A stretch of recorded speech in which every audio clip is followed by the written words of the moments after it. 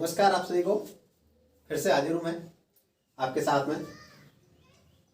आपके सभी के कमेंट्स मिले, सबका इतने सब्सक्राइब्स देखे, लाइक देखे, बहुत अच्छा लगा। इतना ज़्यादा प्यार आपका मिला। आशा करता हूँ हमेशा आपका प्यार ऐसे ही बना रहेगा और बहुत ज़्यादा साथ मिला है आप लोगों का, आगे भी मिलता रहेगा, है ना। आप सभी वीडियो को लाइक करेंगे, शेयर करेंगे, सब्सक्राइब करेंगे। अपन कल की बातों को आगे बढ़ाते हैं। कल अपन ने कंपाउंड इंटरेस्ट के कुछ क्वेश्चंस किए थे। 2 साल का अपन चक्रवृद्धि ब्याज पढ़ रहे थे, उसमें से अपन ने कुछ क्वेश्चन सॉल्व कल किए थे। अब आज आगे बढ़ते हैं। 2 साल का चक्रवृद्धि ब्याज अपन निकालना कल सीख गए थे। आज कुछ क्वेश्चंस देखते हैं। अब मैं आशा करता हूँ आपको सारी परसेंटेज वगैरह तो सारी याद हो ही गई होंगी। मैंने लिखाए हैं जितने भी 1/1, 1/2, 1/20-25 जो भी कुछ सब कुछ लिखा है वो सारी चीज़ें परसेंटेज और फ्रैक्शन जो मैंने रेशियो बताया वो आपको याद अब तक हो ही गया होगा, है ना। चलो अब मैं डायरेक्ट यूज करूंगा उनको, है ना। क्वेश्चंस देखते हैं, सीधे क्वेश्चंस करते हैं और चक्रवृद्धि ब्याज आज निकालेंगे। क्वेश्चंस करेंगे सीधे। एक क्वेश्चन लेता हूं, प्रिंसिपल ले लेता हूं मैं 2160 रुपये, ठीक है। और दर ले लेता हूं मैं 16/2/3% और टाइम ले लेता हूं मैं 2 वर्ष का। और अपन को चक्रवृद्धि ब्याज CI कंपाउंड इंटरेस्ट ज्ञात करना है, ठीक है। चलो क्या देखा था कल अपन ने? सबसे पहले 2160 और 16/2/3% कितना होता है? कल बताया भी था। 16/2/3% कितना होता है? 1/6। तो 2160 का करेंगे अपन 1/6, मतलब 6 का भाग देंगे। 6 × 18, 3 बचेंगे, 36 और 0 360 रुपये। ये क्या आया है? पहले साल का साधारण ब्याज कह लो, चक्रवृद्धि ब्याज कह लो। पहले साल का तो दोनों बराबर ही होते हैं, तो ये पहले साल का आ गया। आगे बात करते हैं दूसरे साल का। तो दूसरे साल का पहले तो एक तो 2160 पे निकालेंगे और दूसरा 360 पे निकालेंगे। 2160 पे निकालेंगे, वही 1/6 करेंगे, कितना आएगा? वही 360 आएगा। और जब अपन ने बात कर रहे हैं किसकी? चक्रवृद्धि ब्याज की। तो चक्रवृद्धि ब्याज क्या है? चक्रवृद्धि ब्याज तो वही है ना जिसपर ब्याज पर भी ब्याज लगे, वही तो चक्रवृद्धि ब्याज है। बाकी साधारण ब्याज है, ये यहाँ तक जो आया है वो क्या है? साधारण ब्याज है। हर साल केवल किस पे ब्याज लग रहा है? केवल मूलधन पर ब्याज लग रहा है, तो वो साधारण ब्याज है। लेकिन जब ब्याज पर भी ब्याज लगे तो वो चक्रवृद्धि ब्याज है। तो पहले साल का ब्याज आया था अपन का 360 रुपये, इस पर भी अपन ब्याज लगाएंगे। ब्याज कितना होता है अपन का? 1/6। तो 360 का 1/6 जब करेंगे तो 6 का भाग देंगे 360 में, कितना आएगा? 36, 0 6 6 36, 60 आ गया। तो 360 और 360 इधर कितने हो गए? ये 720 और इधर कितने हुए? 60। इन दोनों को जब जोड़ेंगे तो 780 रुपये ये हुआ मेरा चक्रवृद्धि ब्याज 2 वर्ष का। अब देखो यहां से कई बातें अपन को सीखनी है आज। पहली बात तो अगर अपन से कोई साधारण ब्याज पूछे तो जो पहली लाइन हमेशा जो आएगी वो क्या होगा? साधारण ब्याज। और नीचे दोनों को जोड़ने पर जो आएगा वो क्या होगा? कंपाउंड इंटरेस्ट यानी चक्रवृद्धि ब्याज। तो बीच में क्या बचा? ये पहली लाइन के बाद में जो भी कुछ बचेगा, चाहे वो 2 साल का निकालें, 3 साल का निकालें, पहली लाइन के बाद में जो भी आएगा वो सब क्या होगा? चक्रवृद्धि ब्याज और साधारण ब्याज का अंतर, मतलब CI माइनस SI। ये बात मैं पहले ही बता चुका हूँ, आज भी याद बता रहा हूँ, याद रखनी है, ठीक है। पहली लाइन में हमेशा क्या आता है? साधारण ब्याज। सबको जोड़ने पे क्या निकलेगा? चक्रवृद्धि ब्याज। और इन दोनों का जो अंतर होगा, मतलब जो बीच में आएगा सब कुछ, वो क्या होगा? चक्रवृद्धि ब्याज और साधारण ब्याज का डिफरेंस, उन दोनों का अंतर, ठीक है। चलो और कुछ क्वेश्चंस देखते हैं।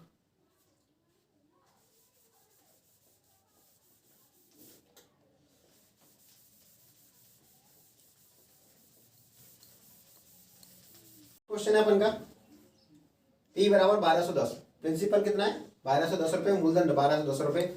दर कितनी है? 9 सही 1/11%। समय है 2 वर्ष का। और अपन को की बार ज्ञात क्या करना है? चक्रवृद्धि ब्याज और साधारण ब्याज का अंतर अपन को की बार ज्ञात करना है, ठीक है। तो अपन को पता है 9 सही 1/11% कितना होता है? 1/11। ठीक है, चलो जैसे अपन करते आए हैं वैसे ही करेंगे। 1210 पहले साल का 9 सही 1/11% लगाएंगे, मतलब 1/11, और 11 एकम 11, एक बचेगा, 11 एकम 11, 110 रुपये आ गए। और वापस अगले साल का जब ब्याज निकालेंगे तो कैसे आएगा? इसका 1/11 निकालेंगे, ये 110 आएगा। और अगले साल जब इस चक्रवृद्धि ब्याज पर भी ब्याज लगेगा, पहले साल का जो ब्याज आया उस पर भी क्या लगेगा? बार ब्याज लगेगा, 110 रुपये पर भी ब्याज लगेगा अपन का, 1/11। तो कितना हो जाएगा? 11 का 110 में भाग दो, 11 एकम 11 और 0। मैंने बताया था पहली लाइन जो आती है वो तो क्या होता है? ऐसा ही होता है। और जो दूसरी लाइन जो आती है, पहली लाइन के नीचे जो कुछ भी आता है, दूसरी लाइन नहीं, केवल पहली लाइन के नीचे जो कुछ भी आएगा वो सब क्या होगा? डिफरेंस होगा चक्रवृद्धि ब्याज और साधारण ब्याज का, CI माइनस SI। तो 10 रुपये क्या आया है अपन का? डिफरेंस आया है, अंतर आया है किसका? चक्रवृद्धि ब्याज का और साधारण ब्याज का। एक क्वेश्चन कैसे हो सकता था? ऐसे हो सकता था कि 1210 रुपये का 9 सही 1/11% की दर से 2 साल के चक्रवृद्धि ब्याज और साधारण ब्याज में अंतर ज्ञात कीजिए। ठीक है, तो क्या आया है अपन का? 10 रुपये आया। अगर वो पूछता कि साधारण ब्याज, तो साधारण ब्याज तो अपन या तो नॉर्मली निकाल लेते, जैसे अपन निकालते हैं 1/11 करते 1210 का, और सीधा उसका 2 से गुणा कर देते। बाकी यहाँ से आ रहा है साधारण ब्याज, और चक्रवृद्धि ब्याज अगर पूछेगा तो दोनों के क्या करेंगे? 110 110 220 और 10 ये 230 जोड़ के लिख देंगे। ठीक है, चलो नेक्स्ट क्वेश्चन देखें। एक क्वेश्चन और ले लें। मूलधन ले लेता हूं मैं 34,300 रुपये, और दर ले लेता हूं मैं 28 सही 4/7%। ठीक है, और टाइम अभी भी मैं कितना ले रहा हूं? 2 वर्ष ले रहा हूं, है ना। और मेरे को याद क्या करना है? कुछ भी निकाल ले, चलो CI निकाल लेते हैं। इसमें सारा चीज निकालेंगे, CI भी निकालेंगे इसमें, चारों क्या मतलब जितनी भी आएगी, CI निकालेंगे इसमें, SI निकालेंगे इसमें 2 साल का, इसमें CI माइनस SI निकालेंगे अपन। CI माइनस SI मतलब चक्रवृद्धि ब्याज साधारण ब्याज का अंतर भी अपन इसमें निकालेंगे, और इसमें एक और भी चीज निकालेंगे, क्या? दूसरे वर्ष का ब्याज। एक और चीज क्या निकालेंगे इसमें? दूसरे वर्ष का ब्याज। चारों चीज क्वेश्चन के लिए अपन निकालेंगे यहां से। ठीक है, चलिए सबसे पहले वही तरीका। अब 1% यहाँ पर अलग दिख रही है, 28 सही 4/7%। ठीक है, तो याद है कुछ? बटे में 7 कौन सी परसेंटेज में आता है? एक परसेंटेज से याद होगी ना, 14 सही 2/7%। किसके लिए होती है? 1/7 के लिए। जस्ट डबल है ना, 14 दूनी 28 और 2 दूनी 4, तो 28 सही 4/7% कितना हो जाएगा? ये हो जाएगा 2/7। ठीक है,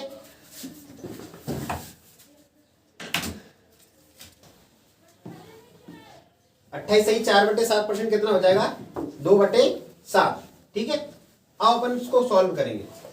इसको मिटा देता हूं, इधर इधर सॉल्व करते हैं इसको। बहुत प्रॉब्लम कर रहा है।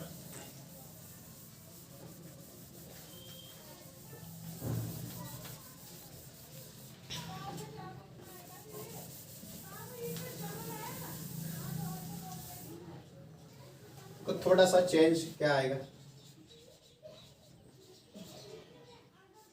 पहला निकालेंगे तो क्या? 28 सही 4/7% का मतलब कितना देखा अपन ने? 2/7। अब 34,300 का अपन को 2/7 करना है। 2/7 करने का मतलब क्या होगा? कि 2 से गुना करना है और 7 का देना है भाग। ठीक है, तो सबसे पहले मैं क्या करता हूं, इधर करके देख लेते चलो इसको, है ना। पहली बार है इसलिए क्या कर रहे हैं, करके देख लेते हैं इसको, है ना, कितना आता है। इसका गुना किया है मैंने 2/7 से। 7 से काट लूं मैं इसको, 7 चौका 28, 6 बचेंगे, यहाँ लगा देंगे, 7 नाम 63 और उसके बाद में 2 जीरो, और इसका मैं जब गुना करूंगा तो कितना आएगा? 49 दूनी 50 दूनी 100, 49 एक कम है तो 100 में से 2 गए तो 98। आ गया ना? आ गया होगा समझ में? बाकी गुना तो करना आता ही है। है ना, तो 9800 आ गया। पहले साल का ब्याज आया अपने पास में 9800। जब दूसरे साल का निकालेंगे तो वो भी ऐसे ही आएगा। दूसरे साल का जो मूलधन पर जो ब्याज होगा वो तो उतना ही होगा 9800। और अपन को अगर चक्रवृद्धि ब्याज ज्ञात करना है तो अपन को ब्याज पर भी ब्याज ज्ञात करना पड़ेगा। तो 9800 का भी मैं क्या करूंगा, 2/7। जब 98 में 7 का भाग दूंगा तो आता है ना 14 7 98, 14 आता है। तो कितना आएगा देख लेते हैं। वैसे तो 2800 आएगा, लेकिन अपन करके देख लेते हैं। यहाँ पर बता देता हूँ करके कैसे आया 2800। देखो कैसे आया, 7 एकम 7, 2 बचेंगे, 7 चौका 28 और डबल 0 हो गया, और 14 दूनी 28 और उसके बाद में डबल 0। ठीक है, 2800 आएगा। अपन को क्या क्या ज्ञात करना था? सबसे पहले अपन को याद करना था CI। तो दोनों को जोड़ दो, 0 0 8 दूनी 16 की 6 और 9 दूनी 18 और 1 19, और ये हो गया 2800। अगर मुझे CI याद करना है तो सबको मुझे जोड़ना पड़ेगा। 8 और 6 14 की 4, 9 और 2 11 और 1 12 की 2 और 2 22,400 आ गया बिल्कुल, है ना। और देखो दूसरा क्या निकालना था मुझे, SI निकालना था। तो 19,600 रुपये क्या है मेरा, SI है। ये क्या है, CI है। मुझसे पूछा SI तो CI माइनस SI, तो CI माइनस SI कितना आया? ये जो 2800 रुपये आया है ये क्या है, CI माइनस SI है। और चौथी बात क्या पूछी थी मैंने, दूसरे वर्ष का ब्याज। तो दूसरे वर्ष का ब्याज मैंने बताया कि पहली लाइन आएगी वो पहले वर्ष का ब्याज, इस तरह से जो दूसरी लाइन आएगी वो दूसरे वर्ष का ब्याज, इसीलिए तो मैंने इसको इसके नीचे लिखा है। तो दूसरे वर्ष का ब्याज क्या हो जाएगा, इन दोनों को जोड़ देंगे, 9,800 और 2800 इनको जोड़ेंगे, कितना आएगा, 0 0 8 दूनी 16 की 6 और 9 2 11 और 12, 12,600 रुपये जो आएगा वो आएगा दूसरे साल का ब्याज। इसको लिख दूं मैं, दूसरे वर्ष का ब्याज। ठीक है भाई, आ गया समझ में। देखो ये पहले साल का आ गया समझ में। दूसरे साल का अपन ने कैसे निकाला था, एक तो मूलधन पे और दूसरा चक्रवृद्धि ब्याज, उस पे पहले साल के ब्याज पे। तो ये दोनों को जोड़ूंगा तो मैं क्या आएगा, दूसरे वर्ष का ब्याज आएगा। ठीक है, आगे चारों बातें समझ में। CI कैसे निकला, SI क्या निकला, पहली लाइन SI, पहली लाइन के नीचे जो कुछ आ रहा है वो CI माइनस SI, और पहली लाइन में खड्डा जो आए, खड़ी पहली लाइन में जो पहले वर्ष का ब्याज, इस तरह से जो दूसरी लाइन में आएगा वो दूसरे वर्ष का ब्याज। आगे जब और बड़े सवाल को सॉल्व करेंगे तो तीसरी लाइन में आएगा वो तीसरे वर्ष का ब्याज, चौथी में आएगा तो वो चौथे वर्ष का ब्याज। इस तरह से अपन का चलेगा। ठीक है, चलो हाँ जी, नेक्स्ट क्वेश्चन देखिए। अपन के पास में CI चक्रवृद्धि ब्याज दे रखा है कितना, 21 रुपये। देखो ये रुपये का साइन होता है ना। तो 21 रुपये दे रखा है क्या चक्रवृद्धि ब्याज, और दर दे रखी 10%, समय दे रखा है 2 वर्ष, और अब अपन को निकालना है क्या, प्रिंसिपल। होगी ना प्रॉब्लम, अभी तो देखा नहीं ऐसे क्वेश्चंस करना, तो कैसे करें फिर। चलो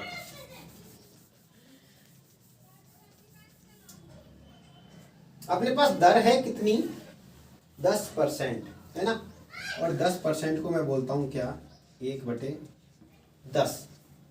ठीक, तो यहां मुझे मानना पड़ेगा क्या, कुछ अपन यहां मेरे को मूलधन मानना पड़ेगा, है ना, क्योंकि मेरे को मूलधन निकालना है। और मैं अपन स्टार्ट ही किससे करते आ रहे हैं, मूलधन से स्टार्ट करते आ रहे हैं अभी तक जो क्वेश्चंस किए सबको। तो यहाँ मेरे पास मूलधन है नहीं, तो मूलधन मुझे कुछ मानना पड़ेगा। मैं क्या मानूं, अपन को पता है 2 बार मुझे 1/10 1/10 करना पड़ता है। जैसे कि मैं सीधे बता देता हूँ, यहाँ पे 2 साल है ना, तो बटे में कितना आ रहा है, 10। तो 10 गुणा 10 कितना होता है, 100। तो मैं 100 रुपये मानूंगा यहाँ पे मूलधन, है ना। लिख लेता हूं कि माना मूलधन बराबर 100 रुपये। ठीक है, प्रिंसिपल मान लिया कि मैंने कितना, 100 रुपये। ठीक है, तो बस अब चलते हैं यहाँ से। 100 पहले साल का जब ब्याज निकालेंगे तो वो 10% मतलब 1/10 10 रुपये आएगा। और जब अगले साल ब्याज निकालेंगे तो ये भी कितना हो जाएगा, इसका भी 1/10, ये भी 10 रुपये आएगा। और नेक्स्ट वन कितना हो गया टोटल 20 और ये 1/21 आ गया ना समझ में। अब तो वही तरीका चल रहा है वापस 1/10 किया, 1/, और दूसरे साल भी 1/10 करेंगे और ब्याज पे भी ब्याज लगाएंगे। इसका भी 1/10 किया, 10 का भी 1/10 करेंगे, 10 में 10 का भाग देंगे तो 1 आएगा, 100 में 10 का भाग देंगे तो 10 आएगा। तो टोटल कितना आ गया 21 रुपये। यही अपना क्वेश्चन था, यही 21 ही आ रहा है। तो 21 का 1 गुने पर है कितना 21, 21 गुणा 1 करेंगे तो 21 आ रहा है, 1 गुने पर है। तो 100 का भी जब मैं गुणा 1 से करूंगा तो क्या आएगा 100। ये क्वेश्चन किया है मैंने अनुपात से। किससे किया है, अनुपात से। मैंने यहाँ देखा कि जो मैंने मेरा 100 मानने पे 100 माना था, मुझे पता तो नहीं था कि 100 है मूलधन। हालांकि मैंने पहला क्वेश्चन ऐसा ही लिया है, इससे क्या डायरेक्ट आ रहा है, बाकी आगे क्वेश्चन देखेंगे तो हमें अनुपात आएगा ये। तो यहां मैंने देखा कि 21 आ रहा है ना, और 21 के 1 गुना है क्या 21 यहाँ पे। तो 100 का भी 1 गुना क्या हो जाएगा 100 हो जाएगा। जैसे कि एक छोटा सा क्वेश्चन मान लेते हैं, जैसे इसको मैं कितना मान लूँ यहाँ पे 42 मान लूँ, 42 रुपये अगर इसमें इसको मान लूँ तो यहाँ पे कितना आता है 21 और यहाँ पे कितना आएगा मेरा 42। पूरे क्वेश्चन में और बिल्कुल चेंज करने की जरूरत नहीं है, बस यहाँ चेंज होगा थोड़ा सा। मैंने इसका 2 गुना लिया है तो 21 का 2 गुना क्या होता है 42। 100 रुपये तो मैंने माना था, अपने पास था थोड़ी, तो 100 रुपये मैंने माना था, 21 का 2 गुना आ रहा है 42, है ना। जो अपन को क्वेश्चन में दिया है वो कितना है 42 और अपन का 100 मानने पे कितना आ रहा है 21, 21 आ रहा है। तो मुझे 2 से गुणा करना पड़ेगा इसका, तब जाके मेरा क्या आएगा आंसर 42 आएगा। तो यहाँ भी क्या करना पड़ेगा, मुझे 2 से गुणा करना पड़ेगा, और जब 100 का 2 से गुणा करूंगा तो कितना आएगा 200 रुपये हो जाएगा। देखा, जब 21 था यहाँ पे तो यहाँ पे 100 था, अब मैंने 42 कर दिया तो 200 हो गया। अगर बाई चांस मैं इसको 21 थी 63 कर दूं तो यहाँ पे कितना आएगा मेरा आंसर 300 आएगा। ये तरीके तो शायद आपने देखे होंगे, लेकिन कुछ स्टूडेंट्स की प्रॉब्लम होती है कि सर ये क्या होता है ये। तो इसको अपन करते हैं किससे, अनुपात से करते हैं, है ना। तो अनुपात का नाम तो शायद सबने सुना ही होगा, है ना, 10वीं क्लास तक तो सब पढ़े ही हैं। तो अनुपात का नाम तो सबने सुना ही होगा और जानते भी है, ज़्यादातर हम में से ज़्यादातर लोग अनुपात के बारे में जानते हैं। लेकिन फिर भी स्टूडेंट्स की डिमांड रहती है ना कि सर 0 से पढ़ाओ बिल्कुल, तो मैं इसको 0 से स्टार्ट करता हूँ। तो अनुपात वापस बताते हैं एक बार अनुपात क्या होता है। सॉरी गाइस, आज ये बोर्ड थोड़ा प्रॉब्लम कर रहा है, इस पर से ढंग से बैठ नहीं रहा है, साफ हो नहीं रहा है। इसकी वजह से आज बहुत छोटी सी वीडियो बनाई है। बाकी इसकी प्रॉब्लम को सॉर्ट आउट करके और कल से या जब से भी हो पाएगा आगे वापस वीडियो को कंटिन्यू करेंगे, है ना। मैं इसके लिए आपसे माफ़ी चाहता हूँ।